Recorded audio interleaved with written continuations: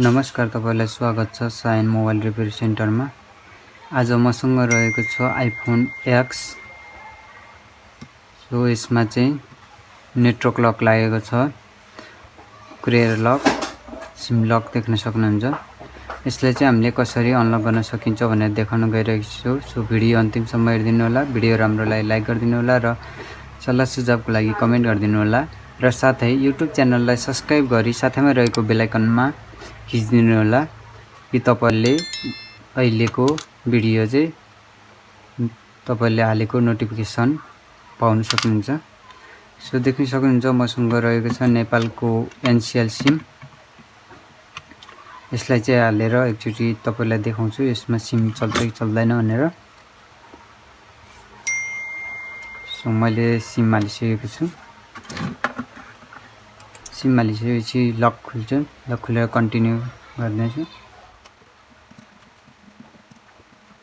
So देख्न सक्नुहुन्छ SIM not valid भनेर सो गरिसकेको छ। फेरि पनि ट्राई अगेन गर्छु। फेरि पनि देख्न सक्नुहुन्छ सिम नट भ्यालिड भनेर देखाइसकेको छ। सो यसमा चाहिँ सिम लक भएको कारणले नेपालको सिम चल्दैन। सो सेटिङमा गएर पनि हेर्न सक्नुहुन्छ तपाईले। यहाँ भनिएको छ कि कुरियर लक सिम लक्ड भनेर। यसलाई चाहिँ हामीले अनलक गर्नुपर्ने हुन्छ। सो त्यसको लागि चाहिँ हामीलाई अर्को सिम जरुरत पर्छ, जुन व्हाइट सिम छ। यो चाहिँ ब्ल्याङ्क सिम पनि भनिन्छ। यसले चाहिँ कुनै पनि आइफोनको कुरियर लकलाई चाहिँ बाइपास गर्न सकिन्छ। आइफोन 5S देखिको आइफोन 12 प्रो म्याक्स सम्मको कुनै पनि मोबाइलहरुलाई ब्ल्याक लिस्ट, क्लिन मोड, कुनै पनि अप्सनमा रहेको मोबाइलहरुलाई हामीले नेटवर्क बाइपास गर्न सकिन्छ। सो यो सिम चाहिँ अर्को जरुरत पर्ने हुन्छ हामीलाई ICC code, latest working ICC code. So त्यसपछि हामी हाल्छौँ यो सिमलाई यस फोनमा।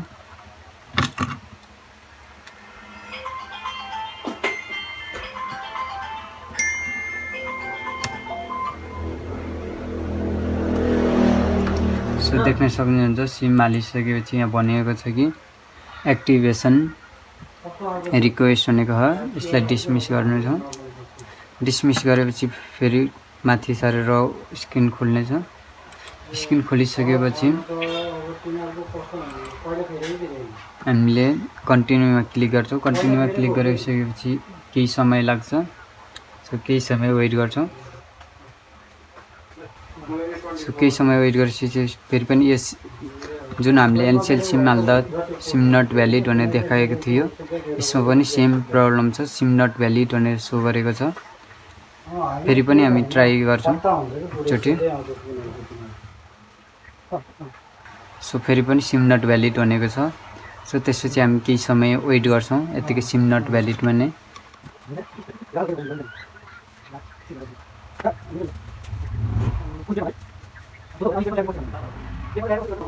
सो फाइनली देख्न सक्नुहुन्छ हामीले केही समय वेट गरिसकेपछि चाहिँ हाम्रो प्राइमरी आईसीसी आईडी भनेर अप्सन खुलेको छ।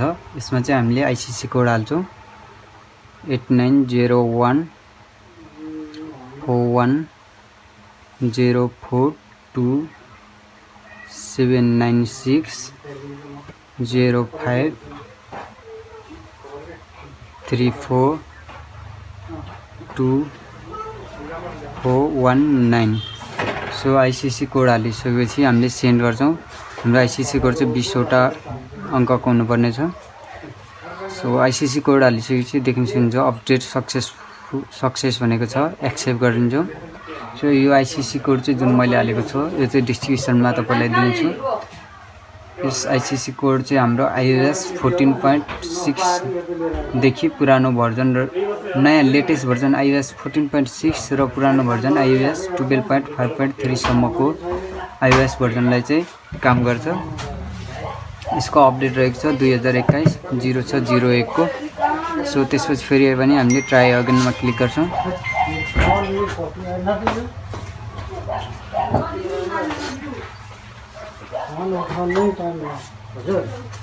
सो ट्राई अगेनमा क्लिक गरेपछि देख्न सक्नुहुन्छ हाम्रो चाहिँ अनलक विथ पासपोर्ट र अर्को रहेको छ आइक्लाउडको अप्सन। सो हामी चाहिँ अनलक विथ पासपोर्टमा क्लिक गर्छौँ र युज डिभाइस पासवर्ड गर्छौँ।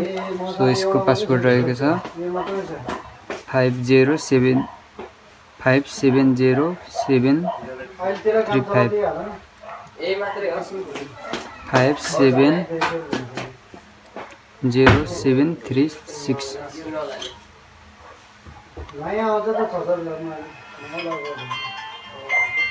मिलेन पासपोर्ट 5707335। सो देख्न सक्नुहुन्छ हामी चाहिँ पासवर्ड हालिसकेपछि चाहिँ हाम्रो मोबाइल खुलिसकेको छ। फेरि पनि हाम्रो आइसिसी कोडको अप्सन खुलेको छ, यसलाई चाहिँ हामी क्यान्सल गरिदिन्छौँ किनकि अघि नै हामीले आइसिसी कोड हालिसकेको छ यसमा। सो त्यसपछि त्यस कारणले चाहिँ हामीले फेरि पनि आइसिसी कोड हाल्नु पर्ने हुँदैन। सो त्यसपछि सेटिङमा गएर सो देख्न सक्नुहुन्छ सेटिङमा गएर हामीले चाहिँ एबाउटमा गएर हेर्दाखेरि देख्न सक्नुहुन्छ कुरियर लक चाहिँ जुन हाम्रो अघि सिम लक देखाइएको थियो भने अहिले चाहिँ नो सिम रेजिस्टेन्स भनेको छ। हाम्रो चाहिँ सिम लक चाहिँ बाइपास भइसकेको छ। आइफोन एक्सको चाहिँ जुन मैले हालेको आइसिसी कोड छ यो चाहिँ हाम्रो iOS 12.5.3 भनेपछि हाम्रो चाहिँ आइफोन 5s देखिको माथिको सेटहरूलाई आइफोन 12 प्रो म्याक्स सम्मको सेटहरूलाई चाहिँ वर्क गर्छ यो आइसिसी कोडले। सो त्यसपछि हामी चाहिँ यो सिमलाई जुन बाइपास सिम छ सिम बाइपास सिम यसलाई निकालिदिन्छौँ। जुन वाइट सिम छ ब्ल्याङ्क सिम त्यसलाई निकालिसकेपछि हामी नेपालको सिम हाल्छौँ एनसिएल। सो एनसिएल हालिसकेपछि हामी केही समय वेट गर्छौँ किनकि नेटवर्क सर्च भइरहेको छ त्यसैले केही समय वेट गर्नुपर्ने हुन्छ। वेट गर्छौँ।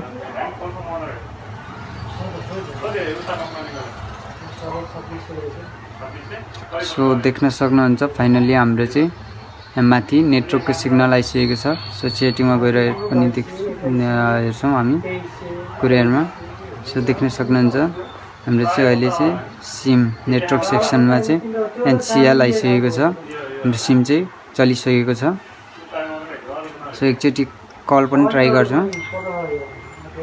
सो एनसिएल सेन्टरमा कल गरेर ट्राई गर्छौँ 9005। सो